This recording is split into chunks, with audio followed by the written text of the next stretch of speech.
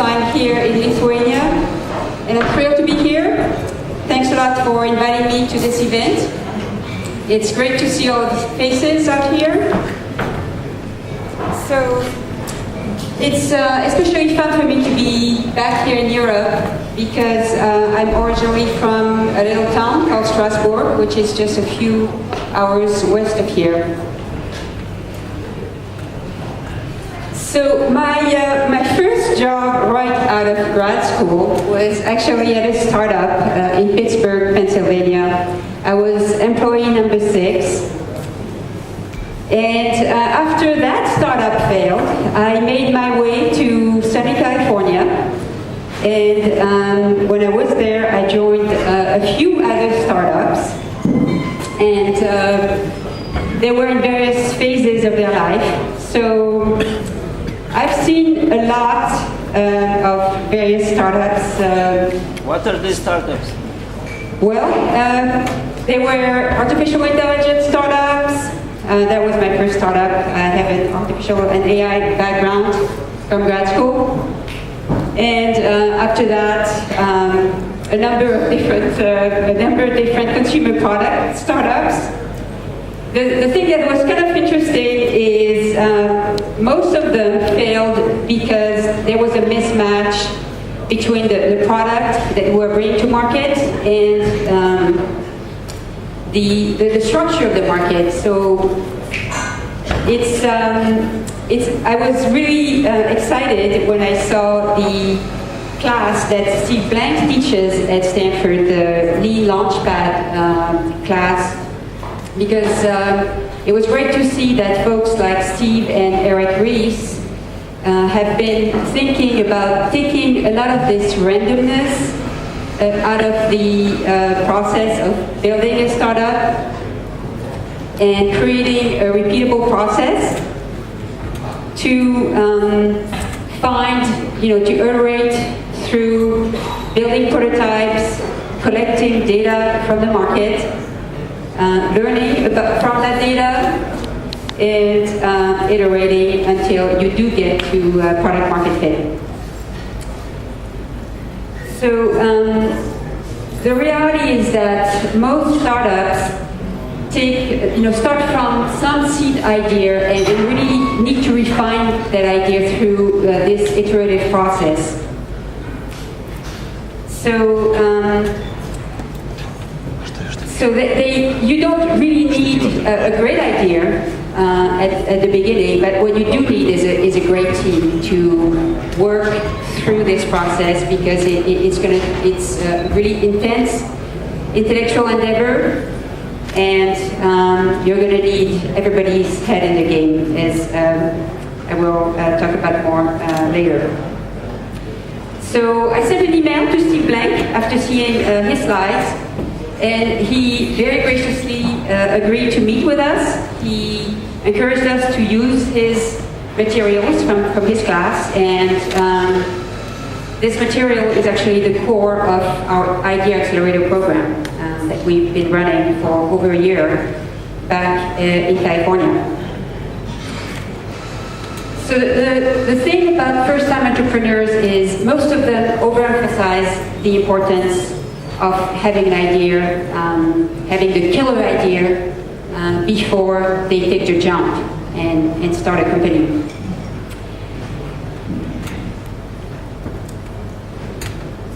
So I'm here to tell you that you do not need a great idea to start a great company.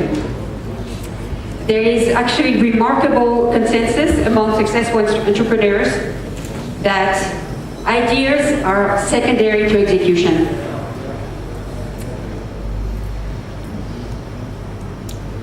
But I know that you guys are still all dying to find out what are the ideas that are getting funded right now.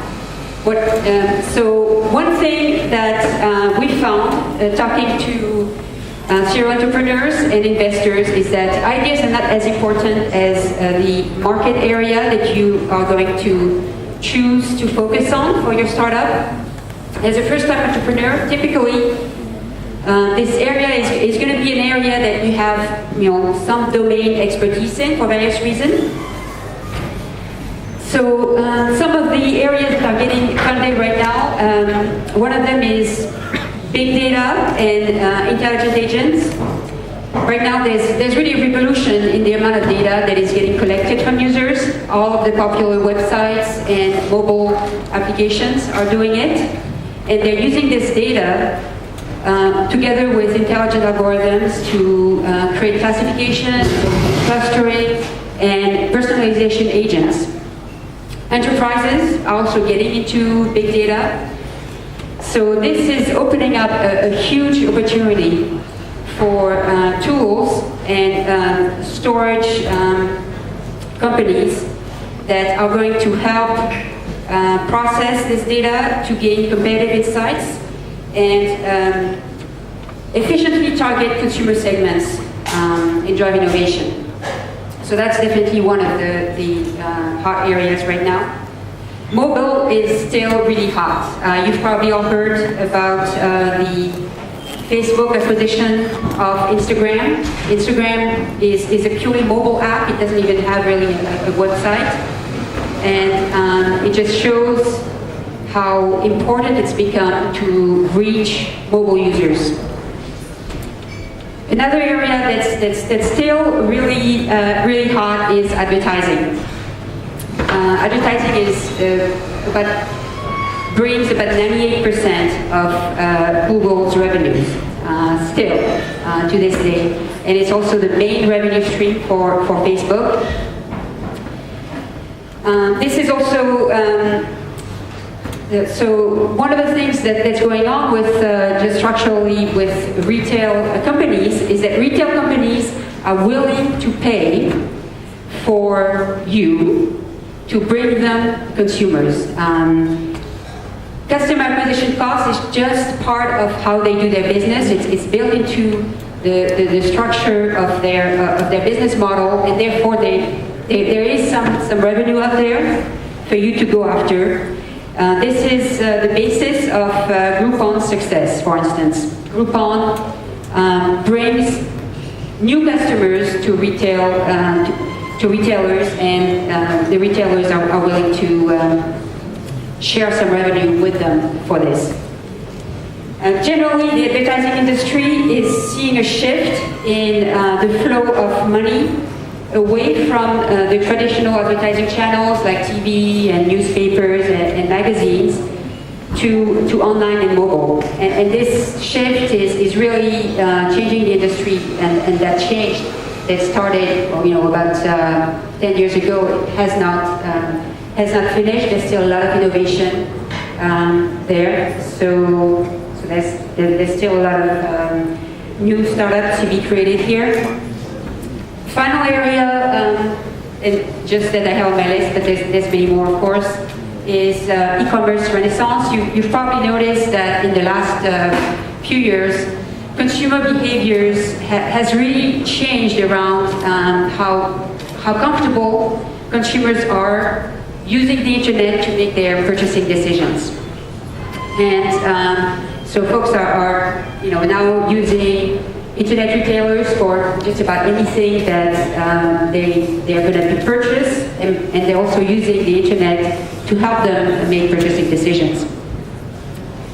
The internet retailers have really an unfair advantage with an unbeatable amount of inventory that they can provide.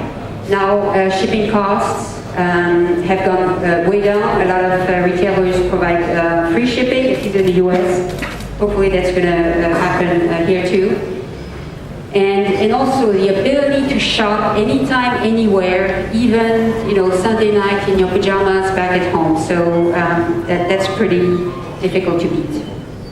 We are seeing a lot of startups exploring social shopping, targeted coupons, and more generally new ways for retailers to establish relationships with their customers. So what if you don't have a deep expertise in any one of these domains? Well, being a first mover can also give you the competitive advantage that you need. An example is, for instance, a lot of the new platform applications, like Facebook app, iPhone, Android. The folks who first adopted those platforms were able to catch the low-hanging fruit and get some market dominance, at least at the beginning. I'm gonna make a prediction right now. You guys probably heard that Google announced their wearable display technology, their augmented reality glasses. It's also public knowledge that Google and Apple have been filing a lot of patents around wearable devices in the past few years. So look for it. Wearable devices are going to open a tremendous opportunity in the ecosystem, accessories, software, all kinds of things. So if you start thinking about what you could be doing there, then you could be a wearable device tycoon.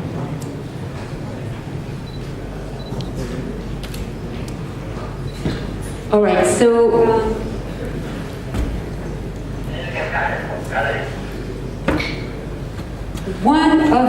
so now that we've talked a little bit about ideas, actually, we can talk about ideas more if you'd like offline.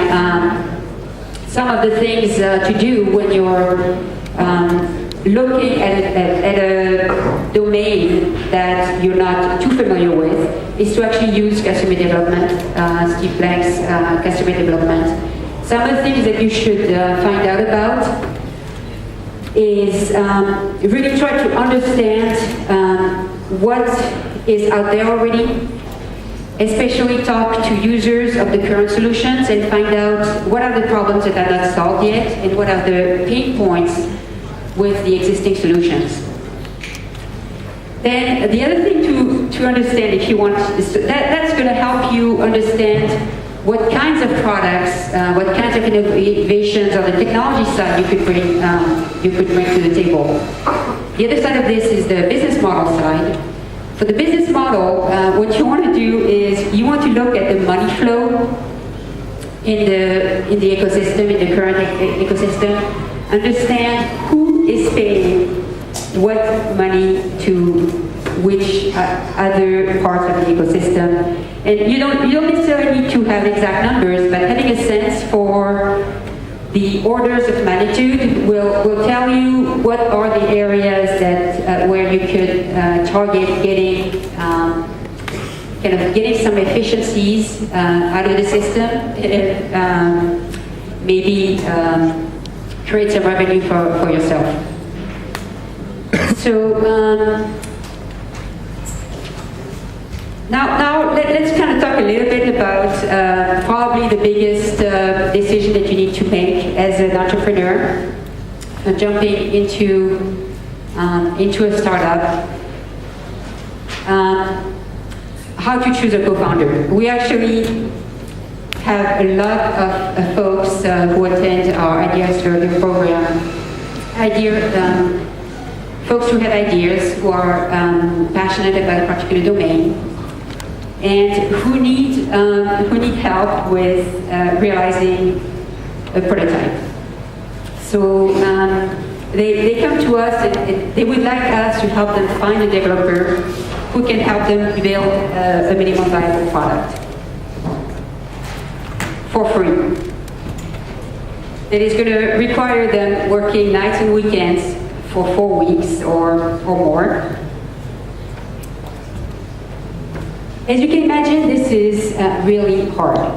The reason it is really hard is that there is just not that much incentive for a competent developer to work for you for free when they could be working for somebody else at market rate. So it's important to realize that at this stage of a startup, when there is no social proof that your idea is worth anything, you either have to be prepared to pay market rate for a developer, or you have to be looking for a technical co-founder.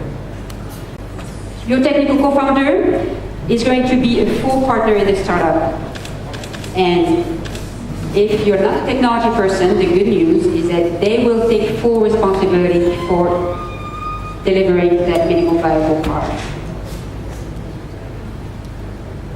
So the ideal team to start a consumer internet company is typically 2 to 4 people, and the roles that those folks should be fulfilling are that we need to have a hustler among these folks, someone who's going to be doing the business development, someone who's going to be the face of the company, someone who's going to be selling your vision to everybody you meet.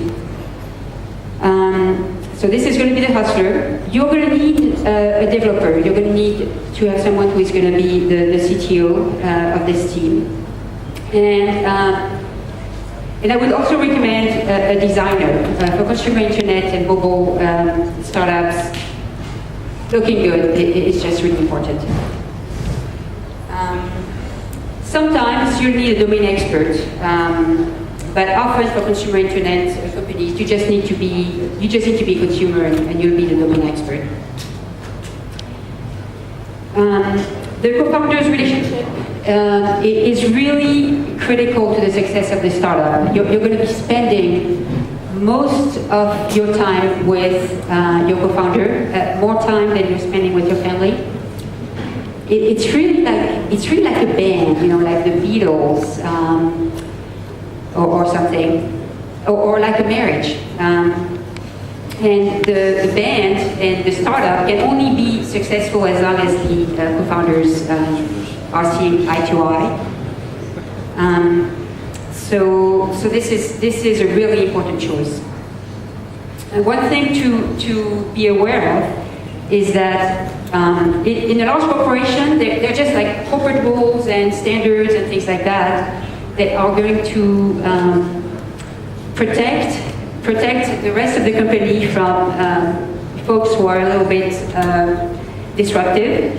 But those guardrails just don't exist at a startup. So it's just up to you to make sure that you choose a co-founder who is going to be able to deal with the stress, the long hours, the lack of sleep, and keep it together.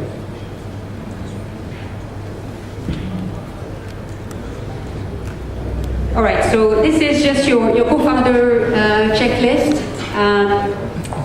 The slides are going to be available, so I'm not going to go through this.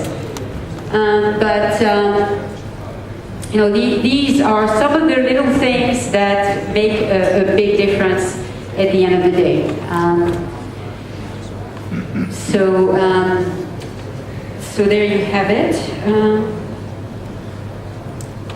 Once you have your co-founder, the next step is to hire your team, the team that is going to take your startup from nothing to a prototype that is going to show some traction and some level of product market fit.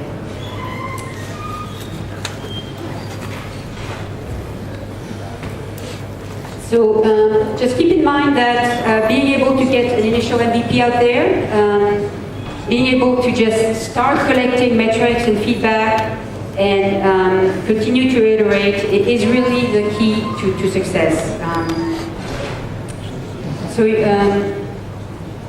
So not only are your initial hires going to be the folks who are going to be doing all this hard work, but they will be the ones who are going to ensure that the company culture and values are communicated to the next set of hires.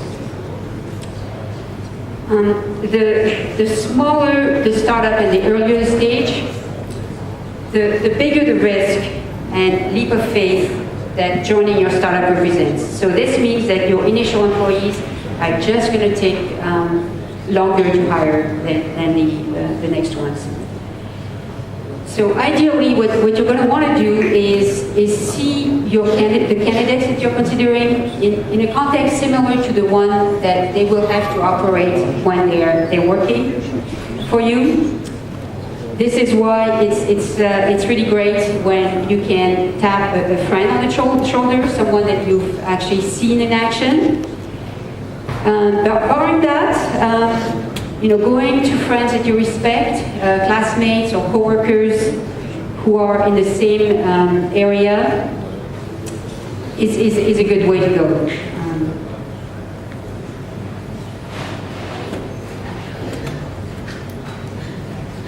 All right, so this is the initial hires checklist. First and foremost, you don't want any prima donna on the team for many reasons. There is just nobody else to delegate anything to. People just have to be willing to do the grunt work when that's what it takes to move forward. The other thing is everybody needs to be able to take charge when something is falling through the cracks. When they see something needs to get done, everybody else is going to be working 120%, and they just need to jump in and do what it takes. You also kind of want folks who are jack of all trades, who are willing to wear different hats, who can figure things out on their own and don't need to be micromanaged. There's going to be a lot of uncertainty, so you need folks who can deal with this. You also need people who just can get along, who are not unnecessarily religious about a technology choice or about pretty much anything, who are not too hierarchical and who can just be flexible and adapt. Very important, the work ethic, and there's nothing that replaces that. You're going to need someone who's just going to be willing to stay as long as it takes until it gets done by the time you guys need to have it done. People are going to make mistakes. That's just a given because we're just all humans. But the most important thing is for people to just take responsibility and fix their mistakes promptly so that we can move on.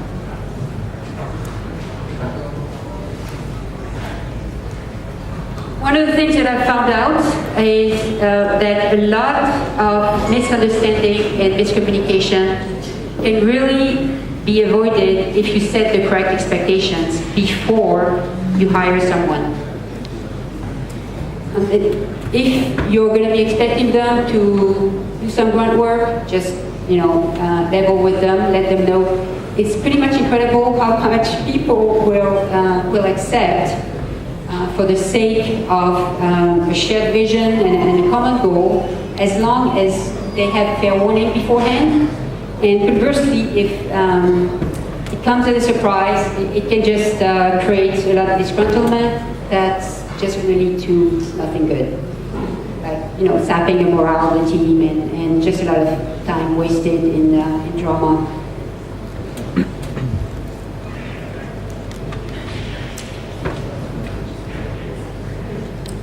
All right, so this is my leadership matters slide. At the end of the day, you guys, if you're going to be the CEO, the founder, the co-founder of this company, it really is up to you to sell your vision, to convince your initial hires to trust you with their future for the next few years and with their career. One way to think about this is your co-founders and your initial hires are really the first investors in your company. So that's what it's going to take to get them on board.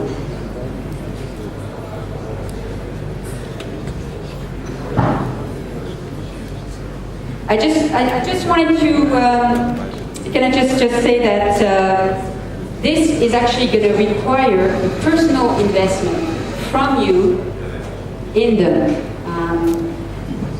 That's actually what it means to be a leader. You must either take this responsibility, or if you don't feel like you can take it, then it's time to have a reality check and find someone who is willing to take this responsibility and go work for them. So some of the things that really matter as a leader if you expect your team to be bought into the vision and strategy, you need to be able to articulate this vision, and your actions must be consistent with your message. You have to communicate and listen. You want to keep the team sharing your vision and this common goal. A timely flow of information will keep that vision alive. And on the other hand, listening to feedback from your trusted initial hires is what's going to allow for continuous improvement and give them a sense of ownership in the company. It will keep them working with you nights and weekends. You're going to need to lead by example. You're going to need to model the behavior and values you want to see around you, be it hard work, how these agreements are resolved, that sort of thing.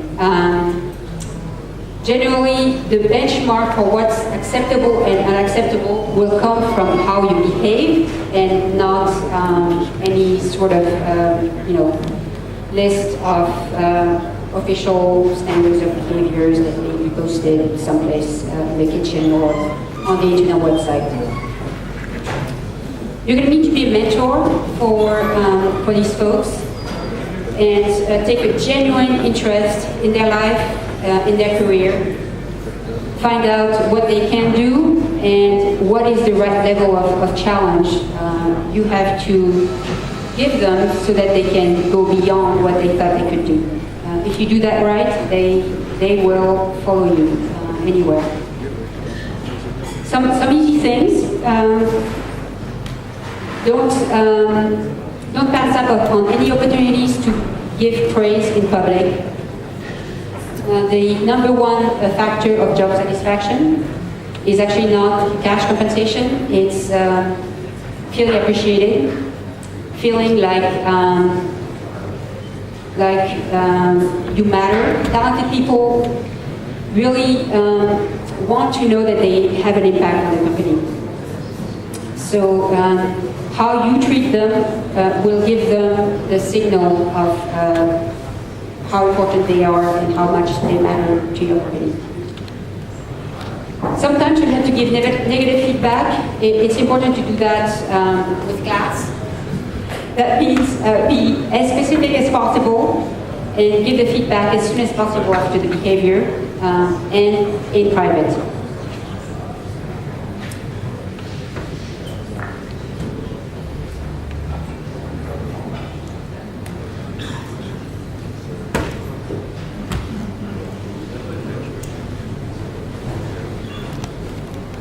So then once you've got your team, next comes execution. You have to make, day after day, you have to make sure that people's heads are in the game. It's going to, again, come from leading by example. One thing you can do for folks is three things. Simplify, organize, prioritize.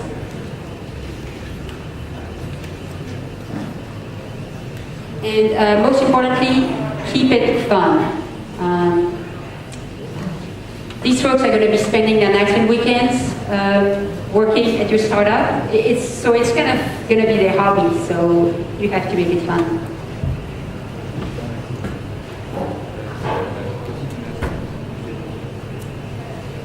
Finally, one of the really rewarding things once you've built a team, created a community, and had fun with these folks, once you guys have pulled it together and created a product, you're going to be friends for the rest of your life. And these are the folks that you'll be able to turn to as trusted advisors when you create your next startup. If you do this several times, then you'll have a long list of talent that you'll be able to turn to the next time that you need to find people to take the plunge with you and create a new company.